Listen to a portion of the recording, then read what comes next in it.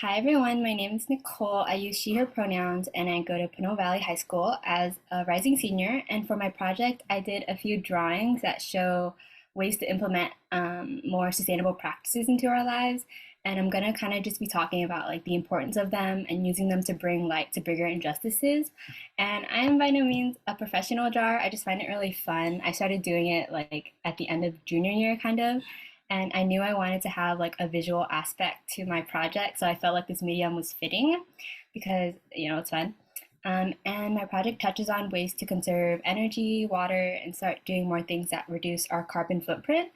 A lot of these things are important to me because when we hear about climate change, it can feel really disencouraging and draining, mainly because of the fact that I don't know. I think we kind of feel like helpless, but yeah, we definitely live in a system where using energy, plastic, and like wasting water is kind of unavoidable sometimes. But I kind of just wanted to shine light on ways that we can save the earth just a little bit more. Okay, for my first one, I had looking into sustainable energies and like energy conservation. We have a lovely couple, and their house has solar panels on it. Looking to switch to sustainable and renewable energy sources like solar panels can really benefit the environment because they take energy from the sun, reduce our dependence on fossil fuels and sources like coal, which are not renewable or sustainable. They also work on cloudy days, even with diffuse light that passes through clouds. It reduces energy bills, they have a long lifespan, and the cost is also becoming a lot less expensive, with it dropping like 80% since 2008. The cost of building and installing them have dropped so much that they've become the most inexpensive source of form of energy in the world. As it doesn't use any harmful, unsustainable sources, it's a lot better for the environment. And for my next one, I have buying secondhand. I'll specifically kind of focus on like the clothing industry and like thrifting. 85% of our clothes end up in landfills, but reusing or thrifting clothes prevents them from going to waste in landfills, as you're able to really maximize their function before they end up being tossed out. In addition, 60% of our clothing materials are not recyclable, and fabrics like polyester do not they don't decompose in water. So as a result, they can end up in landfills and oceans, harming wildlife, since they also contain a lot of microplastics and plastic fibers. The fashion industry, with their very vast overproduction, is responsible for 10% of all global carbon emissions. So when you buy secondhand, it's not only more affordable in a lot of cases, it also reduces carbon emissions. And for my third one, I have using shared transportation. Fossil fuels that come from transportation make up about 29% of the total emissions in the US. And between 1990 and 2006, emissions as a result of transportation increased by more than 25%. Walking and cycling are, of course, great ways to reduce this. They're great for the environment because it prevents a ton of carbon emissions from being used up. But an alternative is shared transportation because even though it doesn't completely eliminate emissions as a whole, is a lot less impactful compared to if all the drivers on like this bus, for example, were to drive. So fewer vehicle miles are much better. On the right, we have writing a letter. This is one way for us to really put our voices into something important.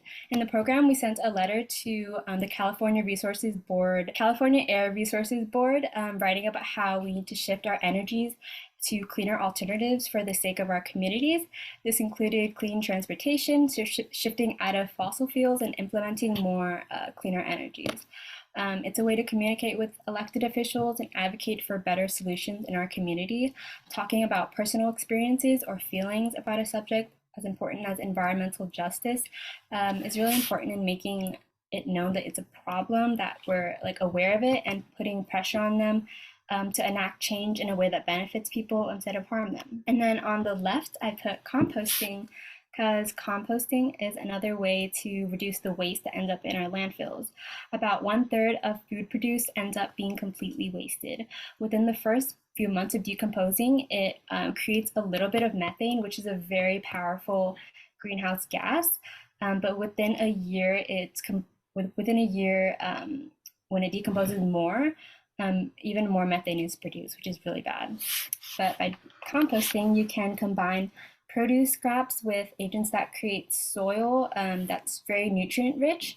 And this can be used for like a home garden, for example, which takes me to my next point of starting a home garden. Produce that's imported to supermarkets increases fossil fuels because they travel an average amount of 1,500 miles before they're ever consumed. Not to mention, they're also packaged with a lot of plastic and like cardboard, for example, so you can save a lot of this when you have your own home garden. A little bit more off topic, but I'd also like to connect this to something we learned in the program, which is food apartheid.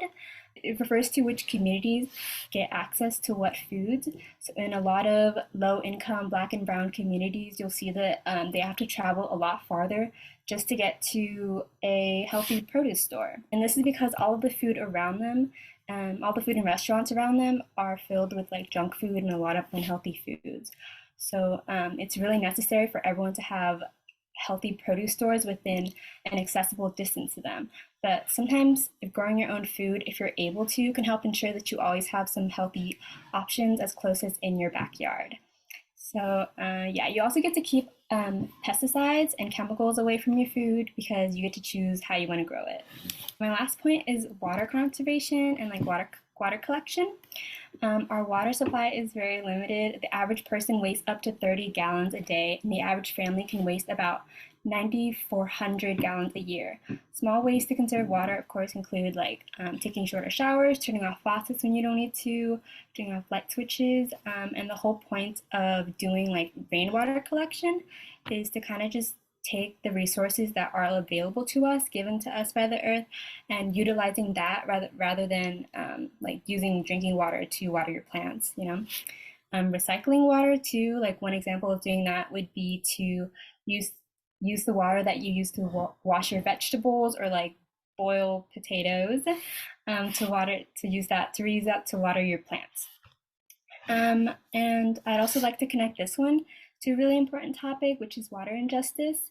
In the program, we learned about how 1.2 million deaths each year come from unsafe water sources, and that 1 in 4 people on the planet do not have access to safe drinking water.